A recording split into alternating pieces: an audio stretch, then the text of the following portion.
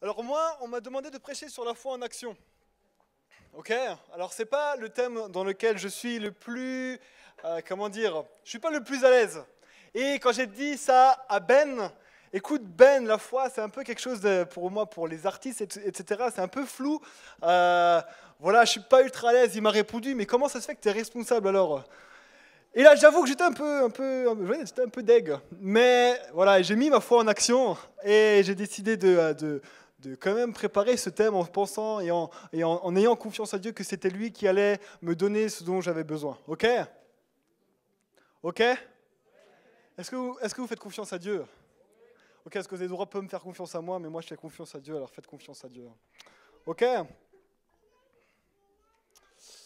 Ce que je vous propose, c'est qu'on lise Marc 5, versets 25 à 34. Pour ceux qui ont une Bible, s'ils veulent l'ouvrir, vous pouvez l'ouvrir maintenant. C'est un texte qui se trouve dans Matthieu, qui se trouve dans Marc et qui se trouve dans Luc. Et je pense que c'est une histoire qui a dû marquer les trois disciples. Les trois disciples, quand ils ont vu cette histoire, ils se sont dit ça, c'est quelque chose qui m'a marqué. Et les trois ont donné cette histoire dans leur livre. Ok? Et on va les lire ensemble. Or, il y avait une femme atteinte d'une perte de sang depuis 12 ans. Elle avait beaucoup souffert entre les mains de plusieurs médecins. Elle avait dépensé tout ce qu'elle possédait et elle n'avait éprouvé aucun soulagement, mais était allée plutôt en empirant. Ayant entendu parler de Jésus, elle vint dans la foule par derrière et toucha son vêtement. Car elle disait, si je puis seulement toucher ses vêtements, je serai guérie. Au même instant, la perte de sang s'arrêta et elle sentit dans son corps qu'elle était guérie de son mal. Jésus connut aussitôt en lui-même qu'une force était sortie de lui et, se retournant au milieu de la foule, il dit « Qui a touché mes vêtements ?» Ses disciples lui dirent « Tu vois la foule qui te presse et tu dis « Qui m'a touché ?» Et il regardait autour de lui pour voir celle qui avait fait cela. La femme, effrayée et tremblante, sachant ce qui s'était passé, en elle vint se jeter à ses pieds et lui dit toute la vérité. Mais Jésus lui dit « Ma fille, ta foi t'a sauvée. Va en paix et sois guérie de ton mal. » Ok, je sens que vous êtes avec moi. Ce que je vous propose, c'est juste de parler un petit peu de cette femme. Qui est cette femme? Comment ça se fait que cette femme-là a réussi à avoir ce miracle? Comment cette femme a eu cette guérison? Ok? Cette femme, premièrement, c'est une femme qui est souffrante. C'est une femme souffrante. Elle est atteinte de perte de sang, d'hémorragie. Grosso modo, elle a ses règles depuis 12 ans. Elle a ses règles depuis 12 ans, c'est quelque chose de gynécologique. C'est des douleurs qu'elle a sans cesse et sans cesse. Et je pense que, mesdames, certains d'entre vous connaissent ces douleurs-là que normalement vous êtes censés avoir 5 jours, il me semble, pour certaines. Et j'espère pour vous, punaise, franchement, j'espère pour vous. C'est une femme qui les a depuis 12 ans.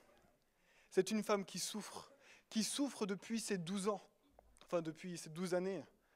C'est une femme qui est passée dans les mains des médecins. Elle a dû s'allonger et les moyens n'étant pas ce qu'ils sont aujourd'hui, je ne sais pas ce qu'ils ont fait, mais je pense qu'ils ont dû aller chercher qu'est-ce qui se passait. C'est une femme qui a dû souffrir dans les mains des médecins. C'est une femme qui a souffert parce qu'elle a cette perte de sang et parce qu'elle est passée dans les mains des médecins. C'est une femme souffrante. C'est une femme qui est impure. Parce que dans la loi juive, lorsque une femme avait ses règles, elle était forcément impure. Regardez ce que la Bible dit dans Lévitique 15, verset 25. Si une femme a des pertes de sang pendant plusieurs jours en dehors de la période de ses règles ou au-delà du temps normal de son indisposition, elle sera impure tout le temps que durent ses pertes, comme au temps de ses règles. Tout lit sur lequel elle se couchera pendant le temps que durent ses pertes et tout meuble sur lequel elle s'assiera seront impurs, comme dans le cas de son indisposition. Quiconque les touchera sera impur. Il lavera ses vêtements, se lavera à l'eau et sera impur jusqu'au soir. C'est une femme qui, je pense, était seule. Complètement seule. Parce qu'elle était impure et peu importe ce qu'elle touche sera forcément impur. Et peu importe qui va toucher le même meuble, le même vêtement, la même chose sera forcément également impure. Peut-être qu'elle était mariée, on ne sait pas. Peut-être qu'elle avait des enfants, on n'en sait rien du tout. Mais à cause de ça, elle rendait toutes les personnes autour d'elle impures. Et donc, j'imagine que toutes ces personnes-là ont commencé un peu à s'écarter de cette femme. Peut-être qu'elle avait une grande famille, peut-être qu'elle avait des amis, mais je m'imagine qu'elle devait voir de moins en moins de personnes. C'était une femme seule. C'est une femme qui souffre, mais c'est une femme seule. C'est une femme qui a dû, comme je disais, venir devant les médecins, se mettre complètement à nu, montrer son intimité. Moi personnellement, je me sentirais complètement humilié de faire ça. Je pense que c'était une femme qui devait être humiliée au plus profond d'elle-même parce qu'elle a dû se montrer nue devant plein de personnes, devant plein de médecins, pour chercher. C'est une femme qui devait être meurtrie, humiliée, découverte dans son intimité. C'est une femme qui souffre, c'est une femme qui est seule, c'est une femme humiliée, c'est une femme pauvre. Pauvre parce qu'elle a dû vendre tous ses biens pour être soignée par des médecins. Elle voulait être soignée par des médecins, elle a vendu tout. Peut-être qu'elle avait une maison, peut-être qu'elle avait un beau canapé, un superbe lit, peut-être même qu'elle avait un super chien qu'elle a dû vendre. Elle a dû tout vendre. C'est ce que la Bible dit, elle a vendu. Elle a tout vendu, elle n'a plus aucun bien. Ça se trouve aujourd'hui, au moment où le texte parle, ça se trouve, c'était simplement une mendiante qui est en train de demander de l'argent. On ne sait pas, mais c'est une femme qui est pauvre. C'est une femme qui est souffrante, qui est seule, qui est humiliée et qui est pauvre. Aux yeux de la société, c'est personne en fait. C'est simplement personne. Personne ne la regarde, personne ne prête attention en elle. Plus personne. Mais c'est une femme qui a rencontré Jésus et qui a été guérie. Alors que c'était personne. Qu'est-ce qui s'est passé ? Qu'est-ce qui s'est passé ? Elle était complètement désespérée, elle arrivait à un point extrême. Mais elle avait soif de quelque chose. Elle avait complètement soif de quelque chose, elle avait soif d'être guérie. Elle avait une soif qui ne s'arrêtait plus, au point où tout d'un coup, un jour, elle entend parler de ce Jésus. Tout d'un coup, il y a quelqu'un qui vient et qui raconte dans la rue, et j'ai entendu qu'un homme qui s'appelle Jésus est venu guérir quelqu'un qui avait une lèpre et qui a été complètement guéri. Et cette femme a tout d'un coup entendu. Et deuxième jour, j'ai entendu que ce même Jésus, il a délivré un mec qui avait tout plein de démons en lui. Et il a été complètement libéré. Ah bon, ce Jésus-là. Et tout d'un coup, une foi est née. Et c'était là, c'était au plus profond d'elle-même. Elle avait soif, et tout d'un coup, cette foi est née. Et elle s'est dit, si seulement je pouvais toucher le vêtement de Jésus. Si seulement ce Jésus pouvait venir dans ma ville. Et un jour, ce fameux jour, Jésus est venu dans sa ville. Et alors elle entend parler de Jésus. Elle voit Jésus guérir des gens. Et tout d'un coup, elle se dit, si maintenant je touche simplement le manteau de Jésus, même moi je serai guéri. C'est certain. Et alors tout d'un coup, elle ose, elle se lève. Ça se trouve, elle n'était pas assise, j'en sais rien. On imagine, elle était assise, elle se lève et elle va au milieu de la foule. C'est quelque chose qu'elle n'avait pas le droit de faire. Pourquoi ? Parce qu'elle est en période de règles. Si elle touche quelque chose, c'est impur. Et là, tout d'un coup, elle a dû se faufiler, toucher plein de gens, jusque toucher le vêtement de Jésus. Du coup, qui était rendu impur. Mais tout d'un coup, quelque chose, alors qu'elle touche Jésus, quelque chose se passe au niveau de son bassin. Et elle comprend qu'il s'est passé quelque chose de miraculeux. Et Jésus aussi comprend qu'il s'est passé quelque chose de bizarre. Et c'est pour ça que Jésus regarde, qu'est-ce qui s'est passé ? Et cette femme, sachant qu'elle avait commis quelque chose d'incroyable, mais vraiment de mauvais aux yeux de toute la société, a eu tout d'un coup peur. Elle a eu tout d'un coup peur. Et alors qu'elle a peur, elle raconte tout à Jésus, et Jésus lui dit, va, ta foi t'a sauvé. Ça, c'est vraiment quelque chose d'incroyable, non ? Merci les responsables, franchement, vous me faites plaisir.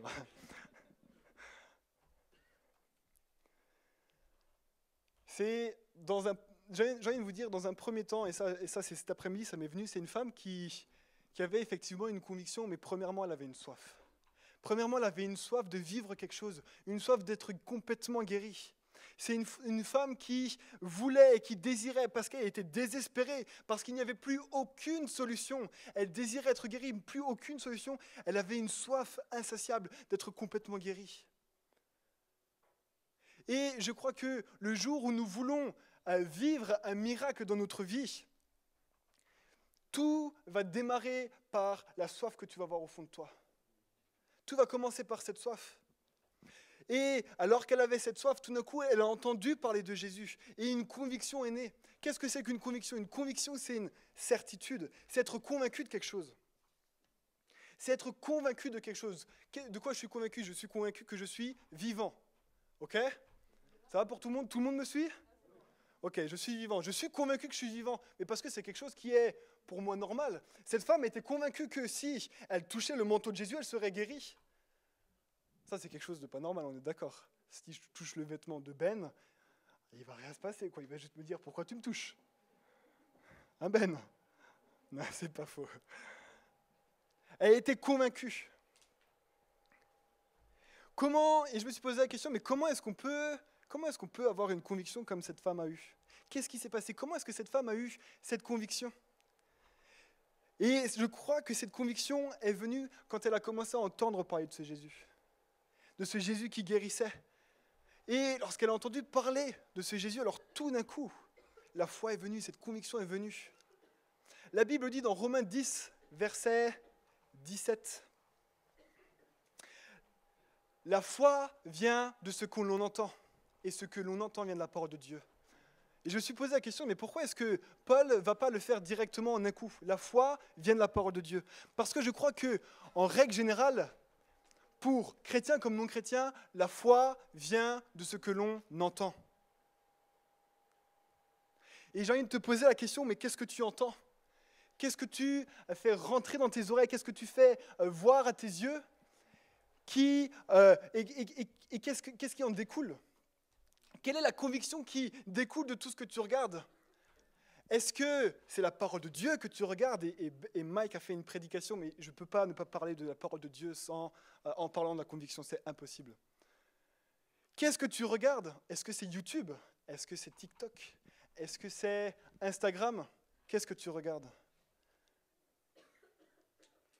Vous savez, je pense que beaucoup d'entre vous commencent à avoir des convictions parce que vous vous nourrissez de certaines choses qui, je pense, ne sont pas forcément les meilleures choses. Vous vous nourrissez de certaines choses qui ne sont pas c'est pas ouf, quoi. Alors que ce que la Bible dit dans Romains 10, verset 17, c'est la foi vient de ce que l'on entend, mais ce qu'on devrait entendre, nous, en tant que chrétiens, c'est la parole de Dieu. Et c'est là que tout d'un coup, une conviction va venir. Quand tout d'un coup, j'ai une parole de Dieu. La parole de Dieu, ça peut être la Bible, ça peut être des rêves, ça peut être des paroles de connaissance, ça peut être Dieu qui te parle dans ta tête, ça peut être tellement de choses. Mais ta conviction va venir de ce que tu vas entendre dans la parole de Dieu lorsque Dieu va te parler. Ok, vous êtes avec moi? Cette femme-là, elle n'a pas testé. Cette femme-là, elle avait une conviction et elle ne s'est pas dit, je vais aller toucher le manteau de Jésus, Inch'Allah, ça fonctionne. C'est pas ce qu'elle a fait. C'est pas ce qu'elle a dit. Elle était convaincue, elle n'est pas venue tester. J'ai l'impression que beaucoup d'entre nous, on va prier pour des personnes qui sont malades ou autres, et on va prier. On va faire le bon chrétien. Je vais prier, bien sûr je vais prier, bien sûr j'ai de la foi. On va prier, puis on va dire, si ça ne fonctionne pas, c'est Dieu. C'est pas grave, c'est Dieu. J'y peux rien, moi j'ai prié. Et je crois que cette femme, elle n'a pas fait ça, elle n'a pas testé. Elle n'a pas testé. J'ai une question. Qui c'est qui a guéri cette femme? Vous pouvez répondre. La foi? Jésus? Tu peux me mettre le... je ne sais pas si j'ai mis le verset. Verset 34. Ah merci, c'est top. Jésus lui dit, ma fille, ta foi t'a... Qui c'est qui a guéri Jésus? Qui c'est qui a guéri cette femme, pardon? Non, Jésus, il ne peut pas être malade, arrêtez, au bout d'un moment, arrêtez. Qui c'est qui a guéri cette femme? Vous n'êtes toujours pas d'accord, on est d'accord. Moi, je crois que c'est les deux. Je crois que c'est les deux en même temps qui ont guéri cette femme. Parce que je crois effectivement que le Saint-Esprit, pour le coup Jésus ne savait pas forcément, mais je crois que c'est effectivement le Saint-Esprit qui a guéri cette femme. Mais si cette femme n'avait pas cette foi, elle n'aurait jamais été guérie. Elle n'aurait jamais été guérie. Ta foi t'a sauvé. Sauvé, quand tu cherches le grec, c'est pas sauvé dans le sens elle a eu le salut. Parce que quand tu as le salut, c'est que tu dois rencontrer Jésus et que tu dois l'accepter comme sauveur, ok? Dans ce sens-là, c'est t'as sauvé d'un mal. Donc c'est ta foi t'a guéri à ce moment-là. Je le précise juste pour pas qu'on me dise... ta foi t'a sauvé. Je pense qu'on ne se rend pas forcément compte de la puissance que peut avoir la foi. J'ai l'impression que des fois on se cache dans ouais mais Dieu est souverain et donc si ça marche pas c'est que c'est Dieu qui ne veut pas. J'ai l'impression que des fois on se cache dans ce genre d'excuses et je crois que des fois c'est vrai et j'en suis même convaincu et je crois que des fois c'est à cause de nous parce que nous on n'a pas cette foi. On n'a pas cette foi. Regardez ce que va dire Jésus dans Luc 17 verset 6. Si vous aviez de la foi comme une graine de moutarde, vous diriez à ce mûrier, déracine-toi et va te planter dans la mer, et il vous obéirait. Si vous aviez de la foi comme une graine de moutarde, c'est pas tout d'un coup Jésus ne va pas dire si tu pries fort, il va pas dire si tu fais tout ce que je te dis. Non, c'est tout d'un coup c'est une question de foi. C'est si tu crois, si tu as une conviction complète au profond de toi. Alors tout d'un coup, tu peux déraciner des mûriers. Enfin, déracinez pas tous les mûriers, s'il vous plaît. Hein. Et va te planter dans la mer. Si vous aviez de la foi comme une graine de moutarde.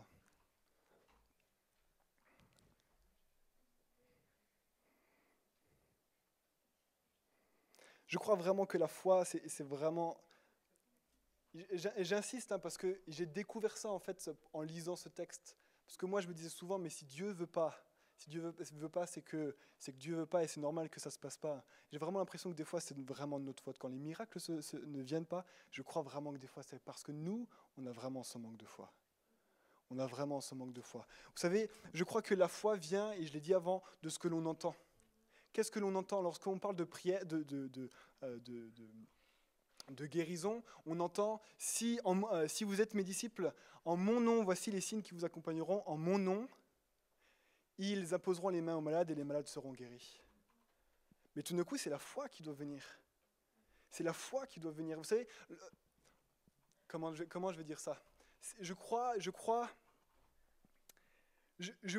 que en mon nom, c'est ça qui est important dans ce texte. C'est en mon nom, c'est tout d'un coup, si Dieu me parle au plus profond de moi-même, alors tout d'un coup, une foi doit naître, une conviction doit naître, et seulement à ce moment-là, le miracle va se passer. Vous savez, lorsque Johannes Ametzer était venu ici, et qui était venu prêcher, il avait prêché sur je ne sais quoi, et puis après, il avait emmené tout un groupe en haut, et puis ils avaient prié pour le Saint-Esprit. Est-ce que certains d'entre vous se rappellent de ça ?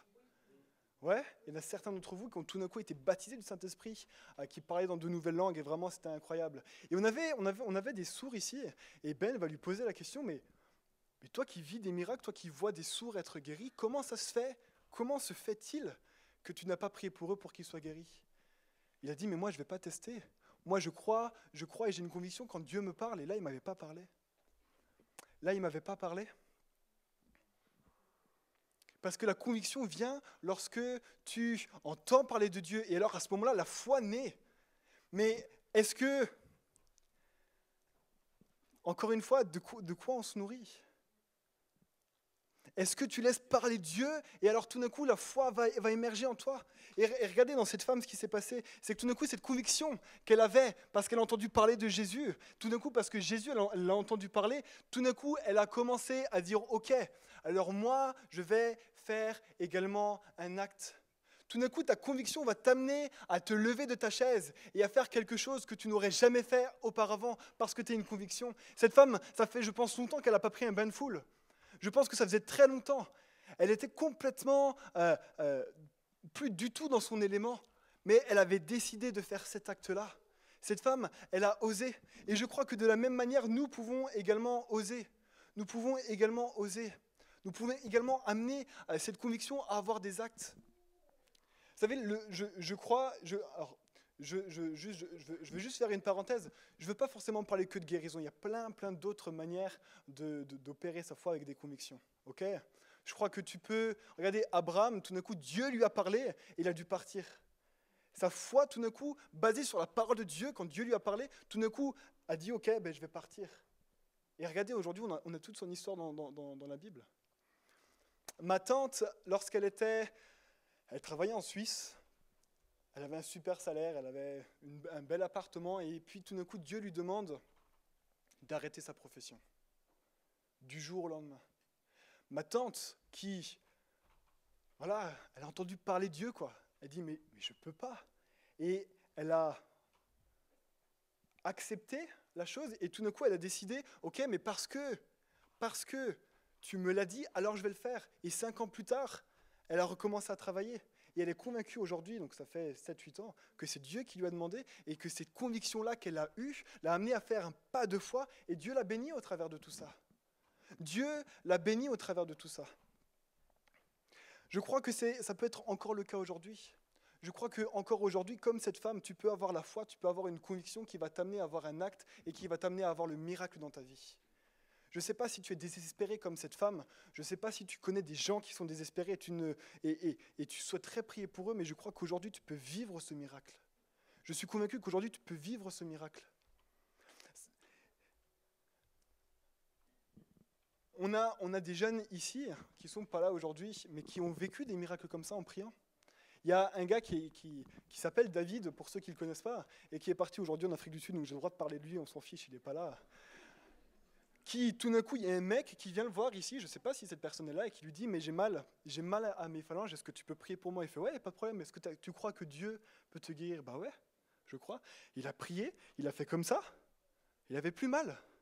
Mais ça c'est des gens qui sont ici. Ça, c'est des choses que nous, on peut également vivre.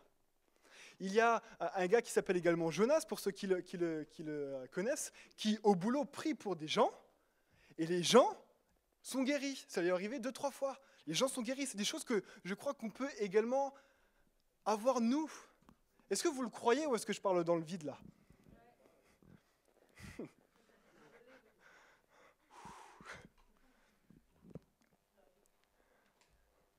Ça, il y a tellement de personnes qui vivent ce genre de miracle.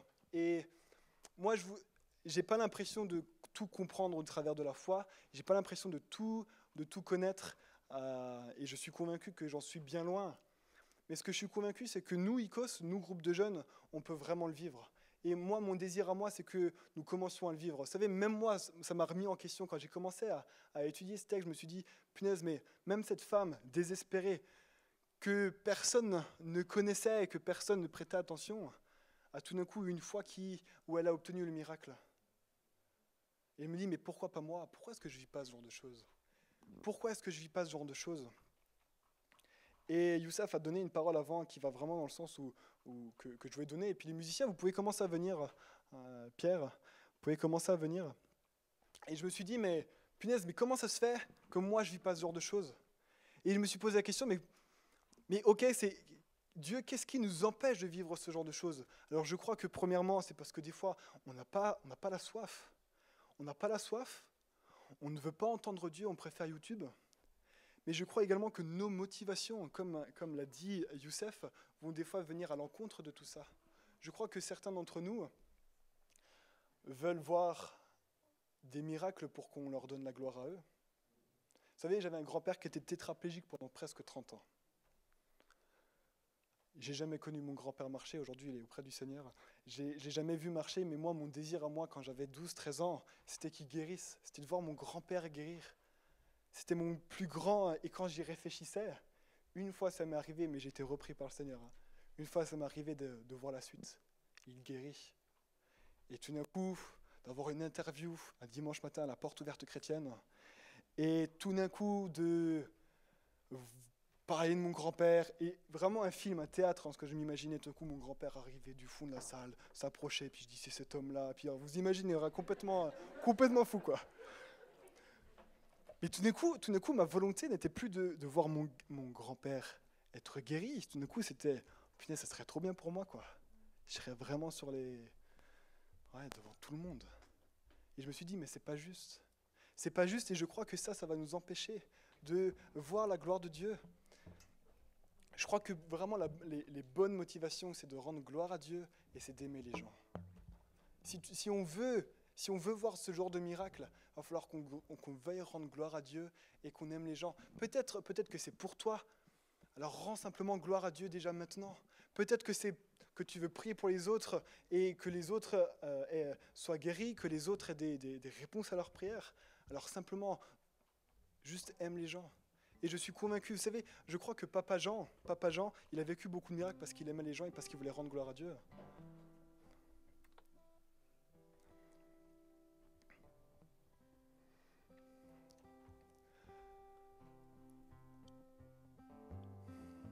Je crois que moi je me posais la question, mais comment est-ce que je peux faire pour vivre ça? Comment est-ce que je peux faire pour vivre ça? Et je me suis rendu compte que moi-même, j'avais pas forcément soif de tout ça. J'avais envie, mais c'est pas quelque chose que je désirais ardemment. J'ai envie, mais je suis pas en train de le rechercher. Et je crois que j'ai très peu de foi.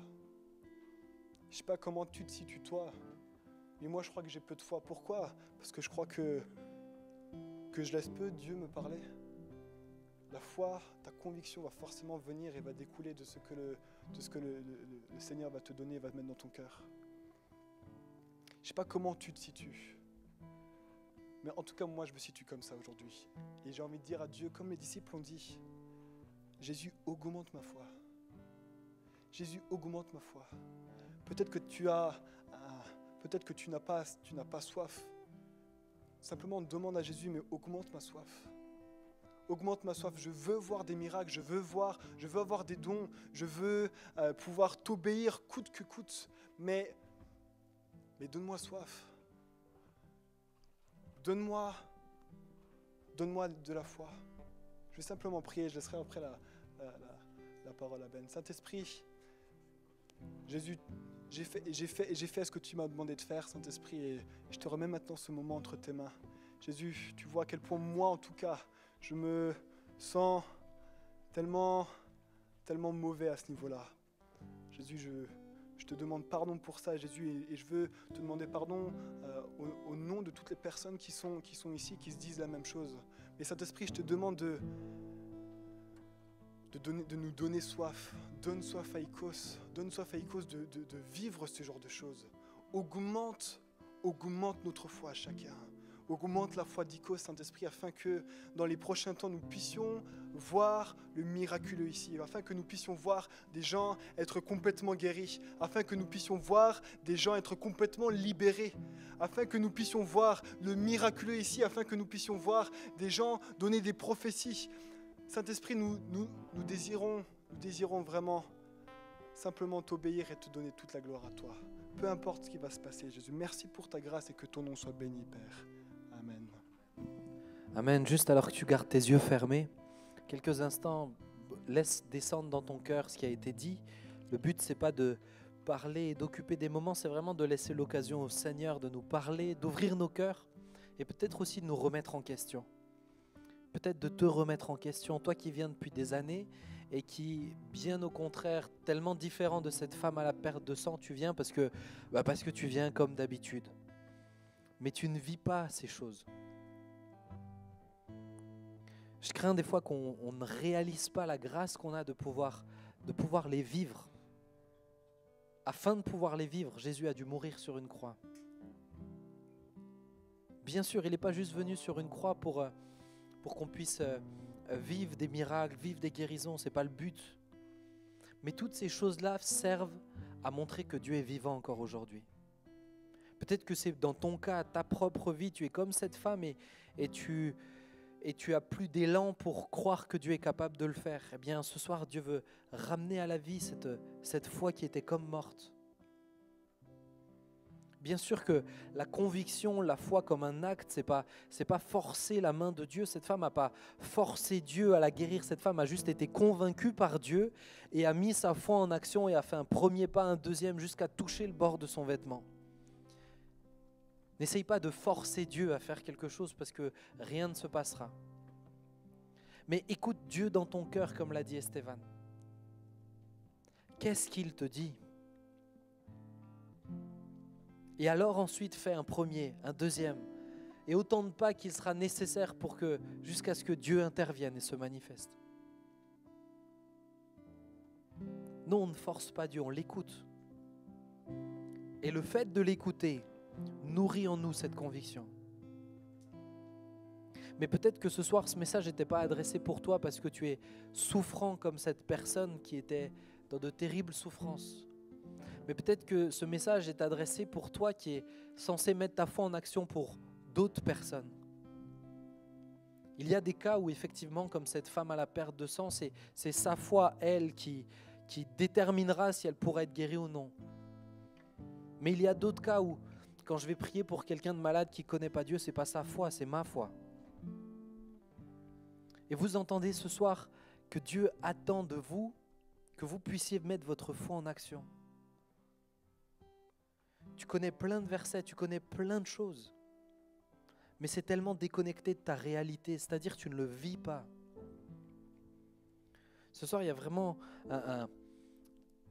une décision, une position plutôt que tu dois prendre, un choix que tu dois prendre, le choix d'être défié dans ta vie de tous les jours, le choix d'écouter Dieu.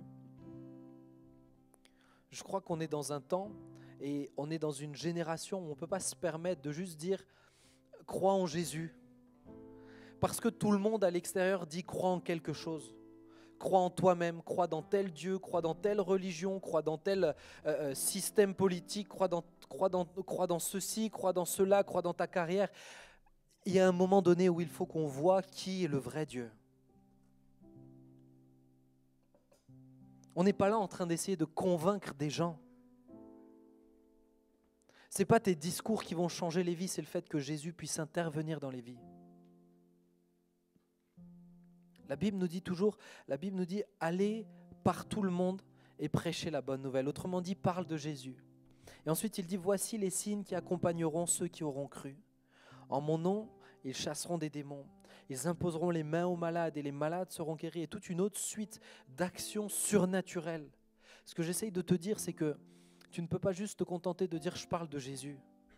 Si derrière il ne se passe rien, comment les gens pourront croire ? Si derrière ça ne change rien, comment les gens pourront croire ? On a vraiment besoin que Dieu se manifeste ici, dans ce lieu, mais c'est aussi chez toi à la maison. C'est sur ton lieu de travail, c'est en cours. J'ai eu le privilège de voir des choses se passer sur mon lieu de travail quand je travaillais dans le séculier et aussi à l'école quand j'étais en cours. C'est tellement important. Ne pense pas que c'est inaccessible pour toi parce que tu es trop jeune ou parce que tu connais trop peu la parole ou parce que c'est inaccessible pour toi parce que tu n'es pas prêt à marcher. C'est inaccessible pour toi parce que tu n'es pas prêt à te mettre en action. Certes, tu vas être défié, certes, tout ne se passera pas comme tu l'aurais aimé. Parce que honnêtement, je ne vais pas faire semblant, il y a des gens pour qui j'ai prié et certains pour qui je m'attendais vraiment à une guérison et ils ne sont plus là. Et j'ai des questions que je poserai à Dieu. Mais ma foi me fait croire que peu importe ce que je vois, Dieu est capable d'intervenir. Dieu est capable d'intervenir.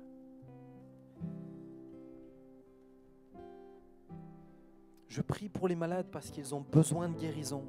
Et Dieu agira comme il le veut. Mais moi, je crois qu'il est capable de les guérir.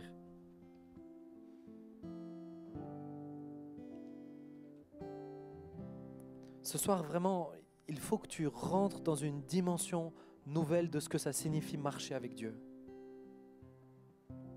Ce n'est pas juste pour toi. Ce n'est pas juste pour qu'il te donne la vie éternelle. C'est pour que tu sois utile avec lui, pour lui.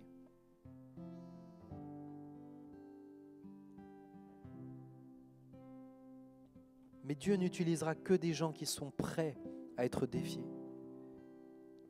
Pas juste qu'ils le disent, qui vraiment dans leur cœur sont prêts. Sont prêts à accepter qu'on les regarde bizarrement. Sont prêts à accepter qu'ils perdent le contrôle.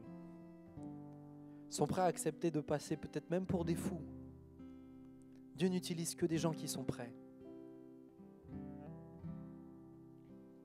Et on a tellement besoin de ces gens-là. Et je suis particulièrement fier de ces gens-là. Qui osent tout mettre en jeu juste pour obéir à Dieu et le suivre. Juste pour le suivre. Alors ce soir, si c'est ton cas, et je vais prendre le temps vraiment de prier. Et je sens dans mon cœur que, en tant que berger responsable, Dieu m'a donné cette responsabilité pour tous ceux qui viennent ici et qui me considèrent comme leur pasteur, c'est-à-dire celui qui prend soin d'eux. Je sens vraiment qu'il faut que je prenne un temps pour prier que l'action de Dieu se manifeste dans vos vies. Mais ce que je vais demander, on va pas vous demander de vous approcher, de faire quelque chose comme ça. Ce que je vais te demander, c'est toi qui dis, Seigneur, ok, je suis prêt. J'accepte d'être défié.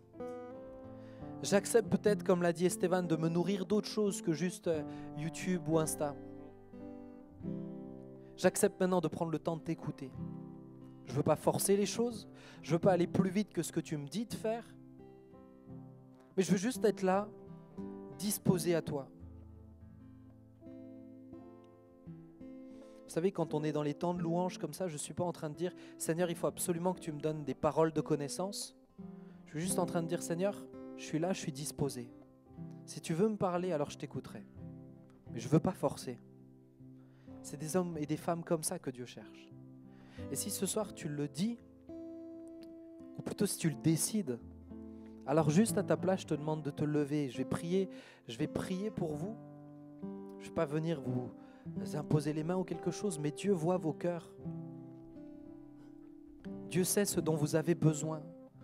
Si tu le dis, comme Estelle l'a dit, très honnêtement, je me sens pas tellement à fond dedans. Et j'ai besoin vraiment de me positionner. Alors simplement, tu te lèves à ta place. Je te laisse quelques instants et je vais prier avec toi. Et ensuite, on prendra ce chant.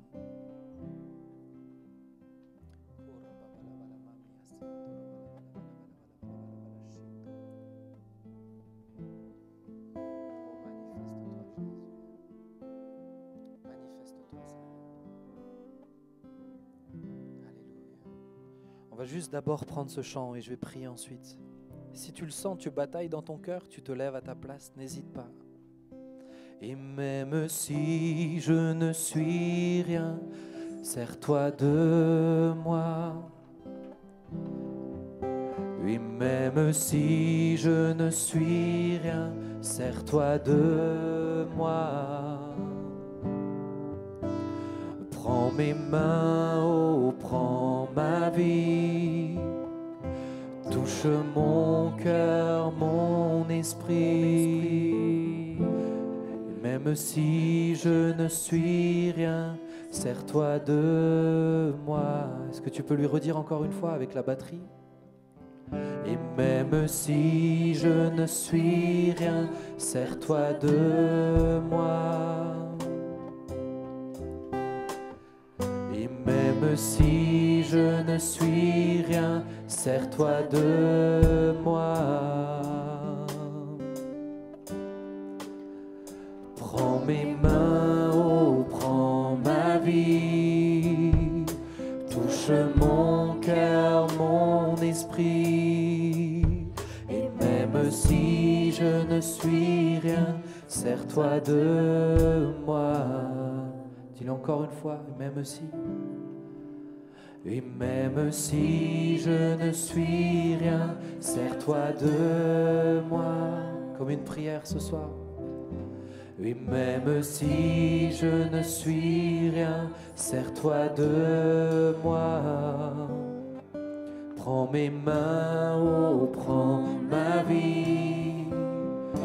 Touche mon cœur, mon esprit. Et même si je ne suis rien, sers-toi de moi. Alors que Judith continue de jouer avec Pierrot tranquillement, ferme tes yeux. Ferme tes yeux. On n'est pas là devant quelqu'un, on n'est pas là à regarder ce qui se passe sur l'estrade, on est là devant Dieu. Et c'est toi seul avec Dieu. Parce que le fait que tu te lèves ou que tu ne te lèves pas dit beaucoup de choses. Peut-être que tu ne te lèves pas parce que tu dis « mais moi je marche déjà dedans » et c'est très bien comme ça. Mais peut-être que tu ne te lèves pas parce que tu n'acceptes pas l'idée d'être défié. Et j'aimerais t'encourager à te dire il faut vraiment que tu t'arrêtes et que tu te demandes où tu en es avec Dieu. Parce que si tu n'acceptes pas d'être défié pour les autres, acceptes-tu d'être défié dans ta vie de tous les jours là où Dieu veut te conduire? Mais toi qui te lèves, tu es en train de dire quelque chose d'extrêmement important aussi.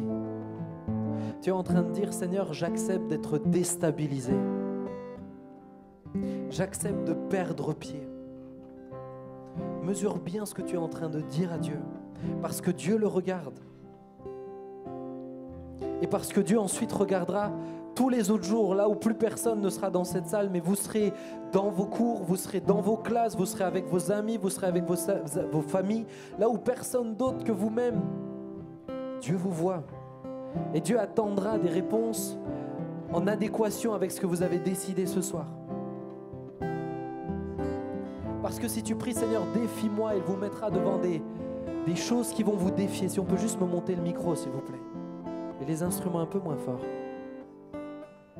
Juste mesure. T'es pas en train de dire quelque chose à la légère, là, de tout cœur, s'il te plaît, mon ami. Je préfère si tu te dis non, mais c'est trop sérieux, ça demande trop d'enjeux. Je préfère à la rigueur que tu te rassieds si tu n'es pas convaincu de ce que tu veux de Dieu là.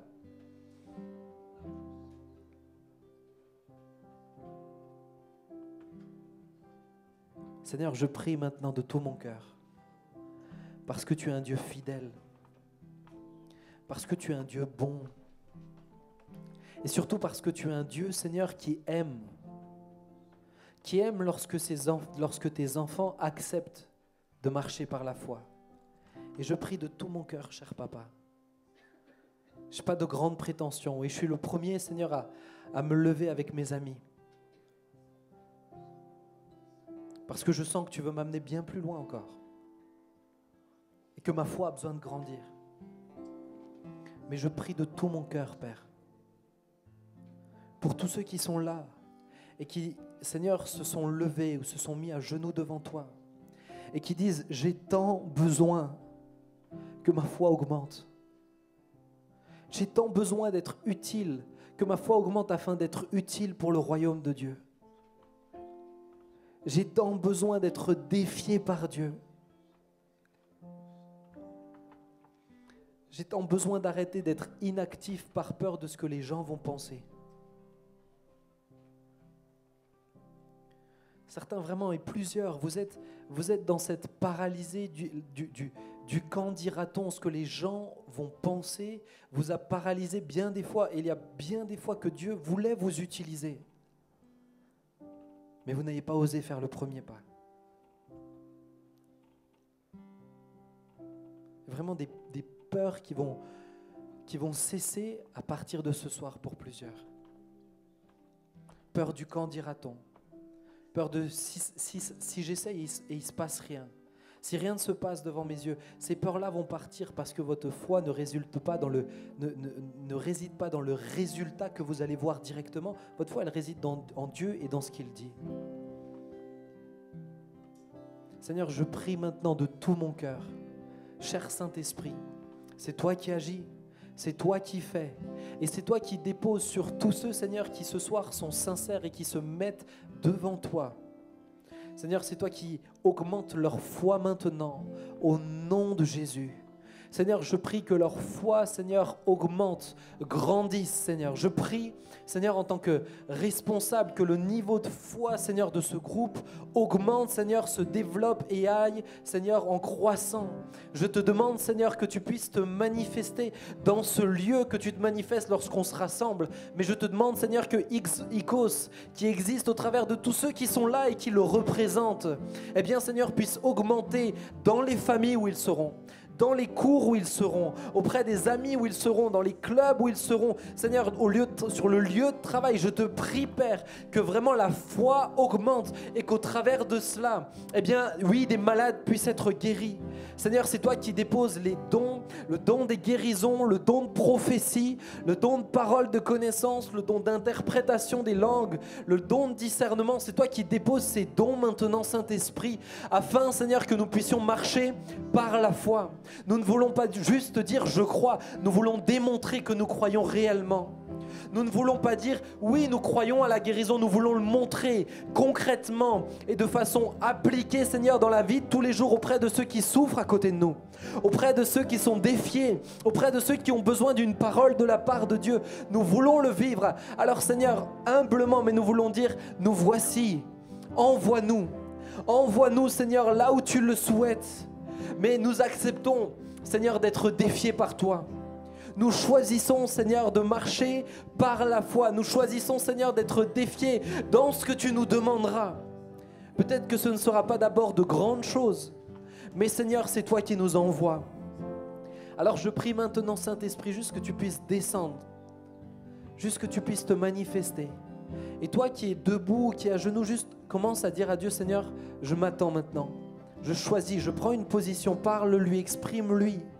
Mon ami, si tu veux que Dieu t'envoie, ça commence par maintenant, par exprimer ce qui est dans ton cœur. Si aujourd'hui tu n'arrives pas à l'exprimer à voix haute parce que tu as peur de ce que les gens pensent ici, comment penses-tu que ça fonctionnera quand tu seras à l'extérieur? Dis-lui maintenant que tu as soif. À toi de lui dire. À toi de l'exprimer. Oh Jésus, j'attends tellement ton intervention. Augmente ma foi. Fortifie-moi. Seigneur, vraiment que je puisse progresser. Que je ne sois pas, Seigneur, focus sur ce que les hommes vivent, que je sois focus sur ce que tu attends de moi. Seigneur, nous voulons juste te voir agir, nous voulons juste que tu sois glorifié. Et Seigneur, si tu as besoin que tu es bon, ce qui est dans ton cœur, les motivations de ton cœur, Seigneur, alors eh bien, sanctifie-les. Seigneur, que vraiment je sois sensible à ta voix, Seigneur, et que tu puisses me faire marcher dans la sanctification pour que je marche toujours plus dans la foi et que mes pensées soient alignées aux tiennes, que mes pensées soient alignées à ce que toi tu veux, Seigneur, et que je puisse agir, marcher, croire, parler, prier de la même manière que tu l'as fait sur terre, Jésus. Je ne veux pas être moins bien, Seigneur, que tes disciples qui étaient avec toi. Seigneur, ils ont cru, ils t'ont fait confiance, et lorsque tu les as envoyés, ils ont chassé les démons, ils ont guéri les malades. Seigneur, ils ont amené la vie là où il y avait la mort. Alors Seigneur, oui, je veux voir, Seigneur, les démons être chassés, les malades être guéris, la vie venir là où la mort régnait. Je prie, Seigneur, de tout mon cœur que tu te manifestes. S'il te plaît, Seigneur, envoie-moi, utilise-moi. Je ne veux pas être prétentieux. Je veux voir que tu fais ce que tu cherches des hommes et des femmes. Ô Saint-Esprit, souffle sur nous. Manifeste-toi, visite-nous, glorifie-toi,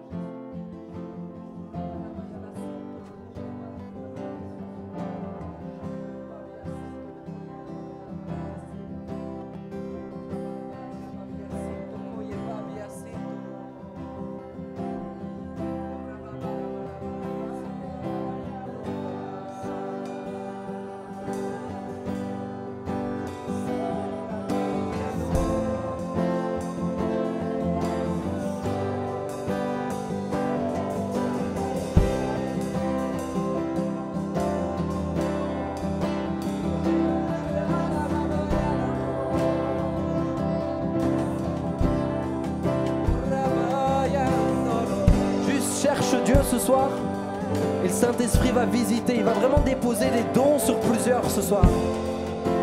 Mais juste cherche-le, concentre-toi sur lui maintenant.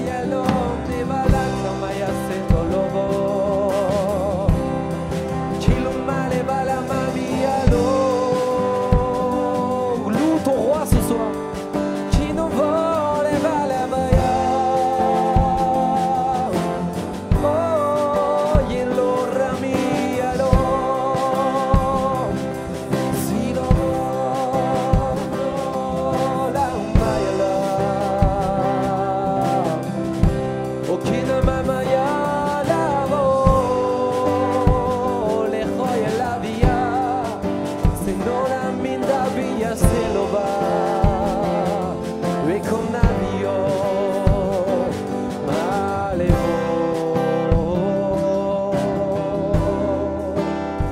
Io la maiala sola via navio e lo mami ale vola via se non lo e ora mia lo.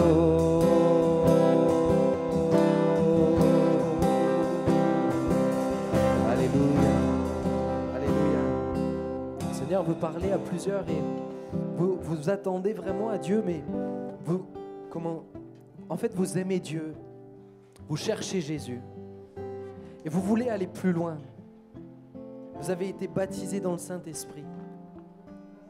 Mais c'est comme si, autant vous assumez Dieu quand la situation se présente à vous et qu'il faut parler de Jésus, autant vous n'assumez pas être baptisé dans le Saint-Esprit. Vous n'assumez pas le parler en langue. Vous n'assumez pas que le Saint-Esprit puisse vous parler. Vous ne l'assumez pas auprès de ceux qui vous entourent. Et ce soir, Dieu vous parle et vous dit, mes enfants que j'aime tellement, comment voulez-vous que je puisse vous amener plus loin dans cette dimension?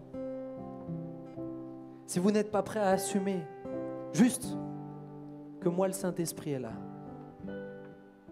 Juste que oui, je suis avec vous.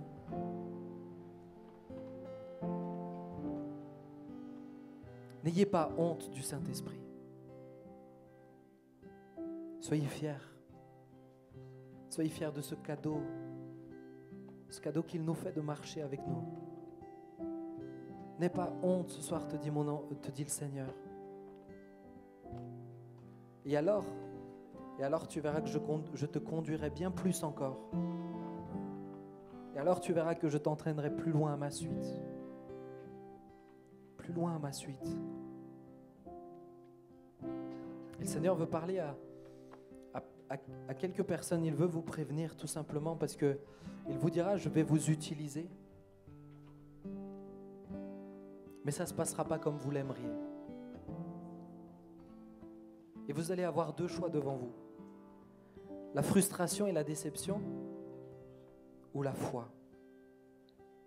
Ou la foi. Il y a pour certains cette prise de conscience que votre foi vous demandera de persévérer. Parce que vous n'allez pas voir le fruit de votre prière tout de suite. Et vous allez devoir persévérer. Et encore. Et encore. Et c'est votre foi qui le permettra. Mais ne sois pas déçu de moi, te dit le Seigneur. Juste crois. Crois et tu verras. Crois et tu verras. Et alors qu'on est juste devant Dieu, le Seigneur veut toucher une personne. Tu es migraineuse. Dieu t'aime tellement. Il t'aime tellement que ces douleurs qui sont là et qui reviennent de façon lancinante. Et quand elles sont là, elles sont si douloureuses que parfois tu as l'impression que même les médicaments ne servent plus à rien. Dieu te touche ce soir. Et tu es complètement guéri. Parce que Dieu t'aime. Parce que Dieu t'aime. Il y a une personne, quand le Saint-Esprit parle, il faut le laisser vraiment agir et faire ce qu'il veut. Mais il y a une personne, tu souffres dans ton corps, tu as un problème de santé, mais tu ne le réalises pas, mais ce problème est lié à ce que tu regardes. Et tu n'as même pas pensé à faire ce rapport entre les deux. Parce qu'autant il y a des moments où tu t'es dit, c'est pas très bien que je regarde ça, et tu n'as même pas pensé à faire le rapport entre les deux choses. Et Dieu te dit ce soir, ce que tu regardes comme série est la source de cette souffrance-là. Si tu arrêtes cette série, tu vas voir que tu seras totalement guéri.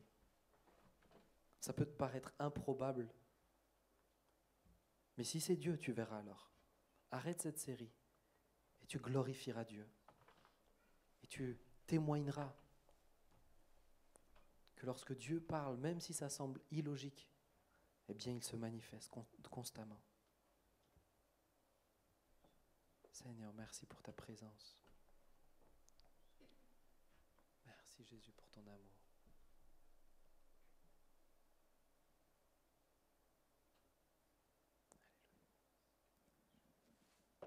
Dieu veut encore parler, peut-être comme pour préciser ce qui était dit avant pour tous ceux qui veulent exercer la foi, voir des choses, mais qui finalement le veulent pour eux-mêmes.